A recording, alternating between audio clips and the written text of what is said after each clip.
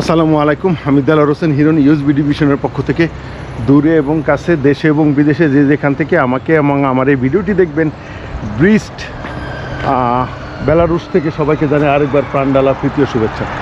আমি এখন আছি ব্রিস্ট শহরে। এটার একটু পরিচয় দেই, একটু বর্ণনা দেই। এটা পোল্যান্ডের সীমান্ত ঘেঁষা একটি বড় শহর। এখানে একটা ইমিগ্রেশন আছে। এই ইমিগ্রেশন দিয়ে পোল্যান্ডে সাধারণত সচরাচর গাড়ি সহ ট্রেন সব কিছু যাতায়াত করে। আর এটা মোটামুটি অনেক বড় একটা শহর। তা যেহেতু ম্যাপ দেখতে দেখতে আসছিলাম, ভাবছিলাম যে ব্রিস্ট দিয়ে যেহেতু রাশিয়াতে ঢুকছি, ইসে যাব, ইউরোপ ঢুকবো। তা রাশিয়া আসার পরে আসলাম বেলারুশ, বেলারুশে একটা কাজ ছিল, কাজটা শেষ করলাম মিনস্ক শহরে। এখন ভাবলাম যে যাব পোল্যান্ড, কিন্তু আনফর্চুনেটলি ইউএস পাসপোর্ট ওরা অ্যালাউ করতেছে না। কারণ কিছুদিন আগে একটু সমস্যা হয়েছিল ওই দেশের সীমান্তে, যার কারণে সীমান্তটা বন্ধ ছিল। পোল্যান্ড আর ব্রিস্টের বেলারুশের সীমান্ত নতুন করে চালু করছে, কিন্তু জাস্ট ফর দ্য সীমিত লোকজনের জন্য। তা এখন প্রবলেম হয়েছে যে আমারে তো ঢুকতে দিতেছে না। তখন কী করবো? এখন চলে যাইতে হইব। মনের দুঃখে আইসি আর কি। মানে দুঃখটা আপনাদের সাথে শেয়ার করতেছি যে এখন আমার ট্রেন হলো গিয়া দুপুর 2টায়।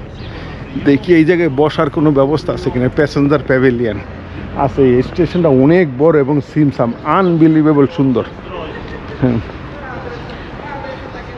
যাই হোক, যে কথা বলতেছিলাম,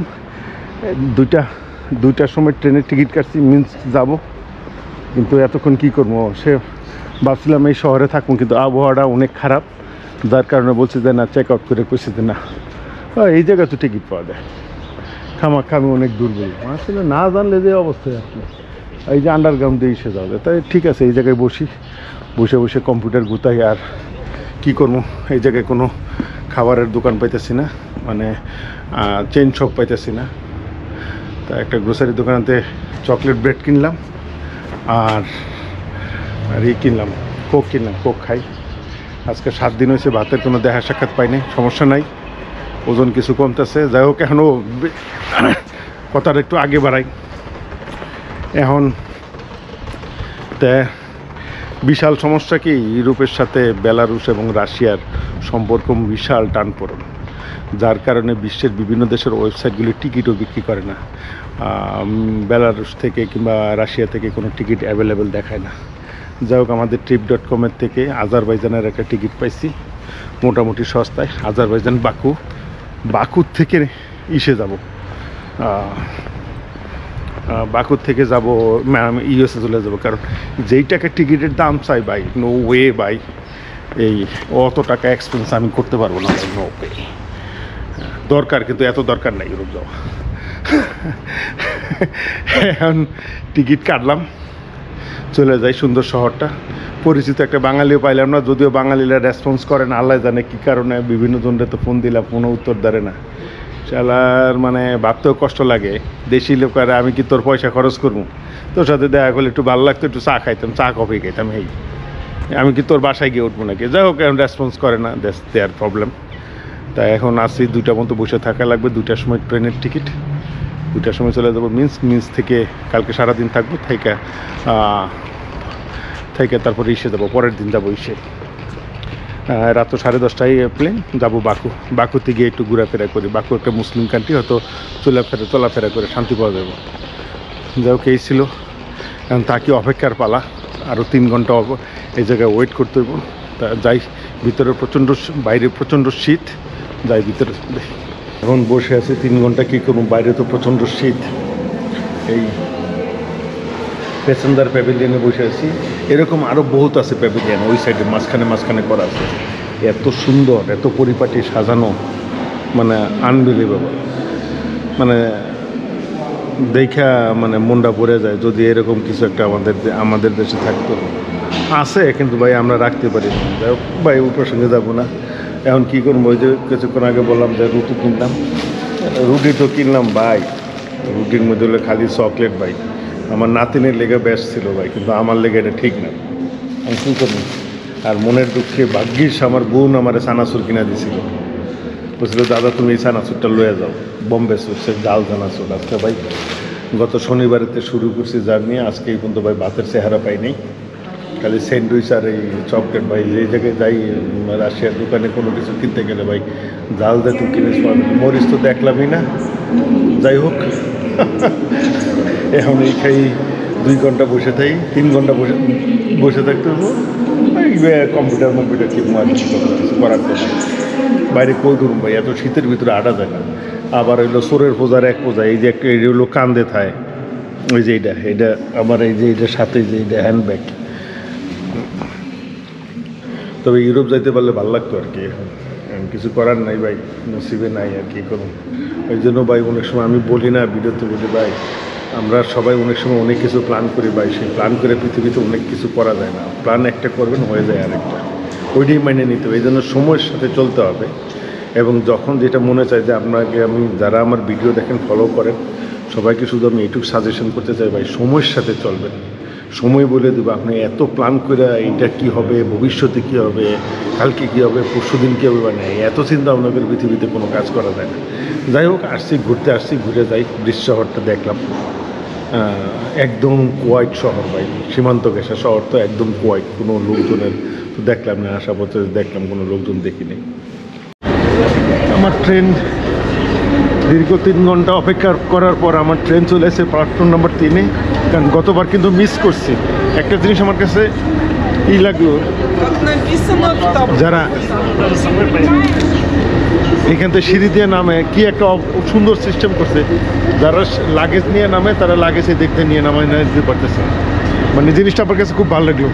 মানে এদের চিন্তা শক্তি, চিন্তাধারা কত কত উন্নত। যে ওকে এখন এই ট্রেনে যাব, এই ট্রেনটার 6 নম্বর, আমার মনে 3 নম্বর বগিতে আমার সিট, 3 নম্বরে 41 নম্বর। ফাইনালি পাইছি নাম্বার 4, আর এই হলো নাম্বার 3। নাম্বার 3 এই যে এইটা। আর এই যে এই জায়গাতে বুঝা দিতেছে এয়ারপোর্টটা, সরি খালি এয়ারপোর্ট চলে আসে ভাই। আমার মনে হয় কি যে এয়ারপোর্টের চেয়ে বেশি উন্নত। আসলে ইউরোপে কিন্তু মানুষ ট্রেন্ডারে অনেক কিছু মনে করে, ট্রেন্ডারে চলাচলের প্রধান বাহন হিসাবে কিন্তু ওরা গণ্য করে। আর মোস্ট অফলি সবচেয়ে বেশি লোকজন প্রিফেয়ার করে এই কিনা এই ট্রেন চলাচলে, যার কারণে স্টেশনগুলি সবগুলি এত এত উন্নত করছে কল্পনার বাইরে। আসলে প্রত্যেকটা মানুষ যদি একবার এসে ইউরোপ ঘুরে যেত তাহলে হয়তো আমাদের বাংলাদেশের মানুষের মন মানসিকতা হয়তো কিছুটা পরিবর্তন হতো। কারণ আমরা তো সবাই দেখে শিখি। হ্যাঁ, আমার কাছে তো অনেক ভালো লাগছে ব্রিজের এইটা, এই যে স্টেশনটা সেই মানের করছে।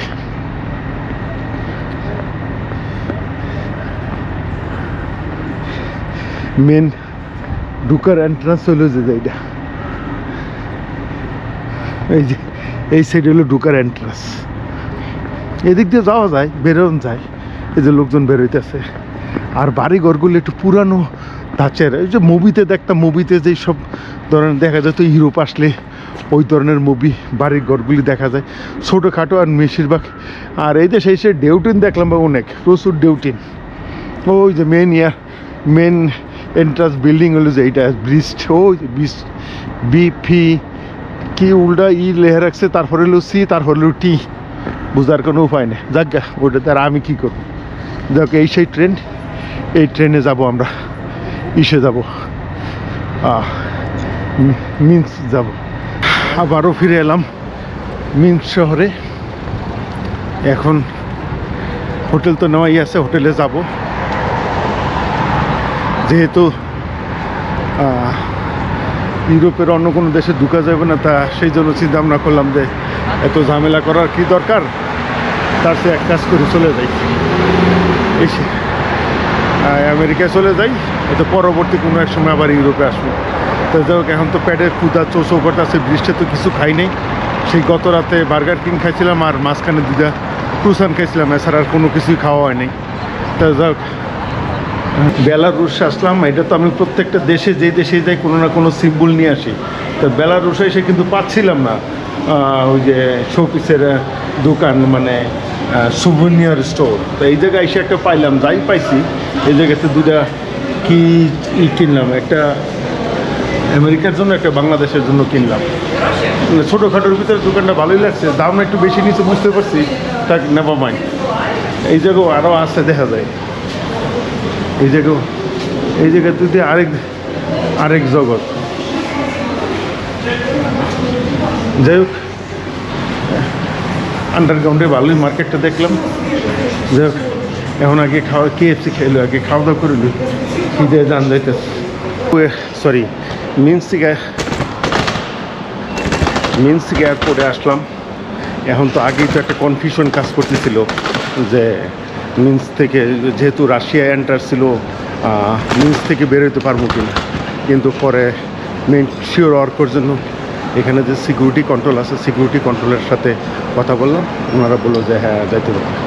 আর তবে একটা জিনিস না বললেই নয়, মিন্স এয়ারপোর্টটা অসাধারণ সুন্দর ভাই, কল্পনার বাইরে সুন্দর। এর architect, design, everything was so beautiful. মানে I travels so many airport, so many countries, but this airport is so nice, very beautiful. I like it. A design, everything is very nice, totally different than other airport. আর বেলারুশের এই এয়ারপোর্টটা, ওরে মাই god ভাই, main সিটিতে 1 ঘন্টা লাগছে ট্যাক্সিতে আসতে, কোনো traffic নেই, তারপরে 1 ঘন্টা লাগছে। তার মানে এবার বুঝেন কত দূর, আর সেই মানে চিন্তা করলেই ভয় লাগে যে এত দূরে একটা এয়ারপোর্ট করে রাখছে। আর শালার আমার বাংলাদেশে একদম বাড়ির কাছে এয়ারপোর্ট করে রাখছে, না করলেই নয়। একটু দূরে যদি করতো তাহলে কত ভালো। যাক, একদিক দিয়ে অসুবিধা হইতো, কিন্তু সবচেয়ে বড় দিক দিয়ে ফ্যাসিলিটি বেশি থাকতো। যাই হোক, ওইসব কথা কয়ে লাভ নেই ভাই, নিজের দেশ যাই গেছে তাও ভালোবাসি। তা আসলাম এয়ারপোর্টে, দেখে এখন বোর্ডিং নেই। বোর্ডিং নেওয়ার পরে ইমিগ্রেশনে ফাইনাল, কারণ এখানে একজন ইমিগ্রেশন অফিসারে জিজ্ঞাসা করছে, সে বলছে তুমি যাইতে পারবে, নো প্রবলেম, যেহেতু তুমি রাশিয়াতে ঢুকছো সমস্যা নাই, বেলারুস দিয়ে বেরোতে পারবে। সেম লাইকে সেনজিন কান্ট্রির মতো আর কি, অন্যান্য ইউরোপের সেনজিন কান্ট্রির মতো। যাই হোক, এখন আসলাম, আসার পরে দেখি কি হয় আর কি। আগে বোর্ডিং নেই, বোর্ডিং নেওয়ার পরে দেখি। এই হলো কাউন্টার, এই যে এই কাউন্টারে 17, 18, 19-এ বোর্ডিং দিব। যাই দেখি। সেমনি তো বোর্ডিং কার্ড তো দিল, বোর্ডিং কার্ড তো পাইলাম। জিজ্ঞাসা করলো আমার পরবর্তী ফ্লাইটের টিকিট কোনটা, তো মায়ামির টিকিট দেখা দিচ্ছি। পরে গান না হইলো, মেন টুইস্ট হইলো এখন সিকিউরিটি যাওয়ার পরে কী ঝামেলা করে কেটে যাবে, এটি হইলো ভয় পেতেছি। কারণ যে পোল্যান্ডে যাওয়ার জন্য ব্রিজ বর্ডারতে ফেরত চলে এসেছি। এখন দেখা যাক এই জায়গায় কী করলে, তো বিতে যাই, নালালে করে বিতে যাই, দেখি কী অবস্থা। না গেলে তো অনেক টাকা জরিমানা লাগবে, যাইতে আবার সেই মস্কো যাইতে হবে, মস্কোতে তারপরে যাইতে হবে। তো যাই হোক, ওভারঅল একটা এক্সপিরিয়েন্স হয়ে গেল। দেখা যাক, যাই সিকিউরিটিতে যাই, সিকিউরিটি চেকের পরে বিস্তারিত বলবো না কি হইলো না হইলো। ঠিক আছে, এই জায়গার সিকিউরিটি চেক পয়েন্টগুলি একটু ডিফারেন্ট দেন আদার এয়ারপোর্ট। এই যে এরকম, ওই যে পুরো গ্লাসের ভিতরে আগে মনে স্ক্যানিং হওয়ার পরে মনে ইমিগ্রেশন। ঠিক আছে, যাই দেখি ভাই, কারণ সিকিউরিটিতে তো আর ভিডিও করা যাবে না, ভিডিও সিকিউরিটি পার হয়ে তারপরে ভিডিও করবো। ওকে, যাক, ফাইনালি সব টেনশনের অবসান হলো। যে আমার পাশের ঘরগুলো দেখতে পাইতেছেন, এটি হলো ইমিগ্রেশন, এখানকার সিকিউরিটি চেকের পরে ইমিগ্রেশন হয়। যাই হোক, অনেক ভয় পাইছিলাম। এক সেমরির কাছে গেছি, এক বুড়ি মহিলা, বুড়ি বুঝে না, বুড়ি দিছে কল আরেকজনের কাছে, টকিতে আরেকজনের কল দিল। যারই বলি, যারা মস্কো হয়ে বেলারুশ আসতে চান কিংবা বেলারুশ হয়ে বেরোয় যেতে চান, তারা অবশ্যই মস্কোর টিকিটটা রাখবেন। মস্কো যে আসছে ওই টিকিটটা দেখাইতেছে আমার। আর মস্কো থেকে যে যেখানে আসছে যে ট্রেনের টিকিটটা, যদি বাই মিস্টেক আমি ভুল করছি, কিন্তু আপনারা কেউ করেন না, অবশ্যই ওই টিকিটটাও রাখবেন। যাই হোক, সব কিছুর অবসান হইল, শেষমেশ বেলারুশতে বেরোয় যেতে পারতেছি। That's a good exit. আমার মনে হয় এখন আমি যেটা বুঝলাম ভাই, আমি যদি গাড়তারামি করে চলে যেতাম সেই বর্ডারে চলে যেতাম, ঠিকই আমি কিন্তু বেরিয়ে যেতে পারতাম। যাই হোক, একটা ভুল হয়ে গেছে এই জায়গায়, এখন আর কিছু করার নাই। তো যাই হোক, এখন গেট নাম্বার 3-তে, B3 হলো আমার গেট নাম্বারে চলে যেতেছে। আর যাওয়ার আগে বেলারুশ এয়ারপোর্টটা অনেক সুন্দর, ভেরি সিমসাম, খুব নাইস, আমার অনেক পছন্দ হয়েছে। দেখে মনে হয় না যে একটা এয়ারপোর্ট, মনে হয় কি যে একটা শপিং মল। এই যে সুন্দর করে গেটের সাইডে ছোট্ট করে দেওয়া, কোনো নাই, এই যে যার যার মতো দোকানপাট আছে, বেচা কিনা করতে আছে। So nice and beautiful. এই যে ডিউটি ফ্রি শপ, এই জায়গায় যে 5 to 6 গেট নাম্বার, এই জায়গায় যে কফি খাওয়া যায়। 6 এই জায়গায় বসে রয়েছে কেউ যদি খাইতে চাই। গেটের সামনে এইদিকে 6 নম্বর গেট, এটা হলো 5 নম্বর গেট।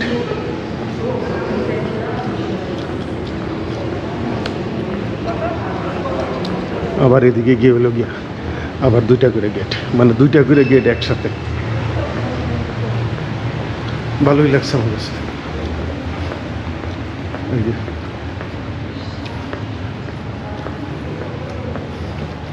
এইদিকে সামনে একটা গেট আছে, রাত্র হয়ে গেছে তো এই জন্য দোকানপাট সব ক্লোজ হয়ে গেছে।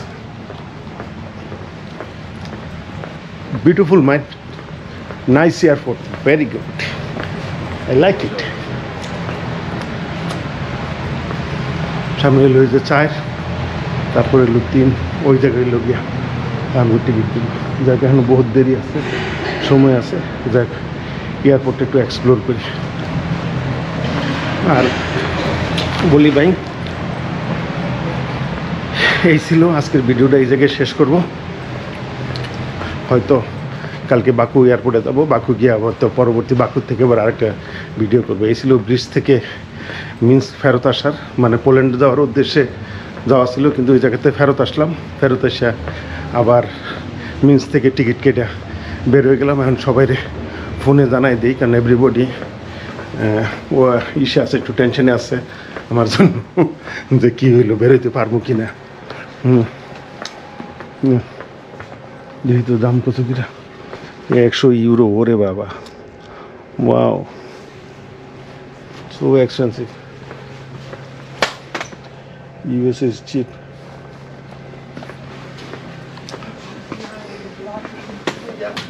Все хорошо, надо улыбаться. যে যত কথা কুক ভাই, ইউএসের সব কিছু সস্তা ভাই। যাই হোক, আজকের এই ভিডিওটা এখানে শেষ করতেছি। ইনশাল্লাহ সবাই ভালো থাকবেন, সুস্থ থাকবেন, আমার জন্য দোয়া করবেন। টিল দেন, আল্লাহ হাফেজ।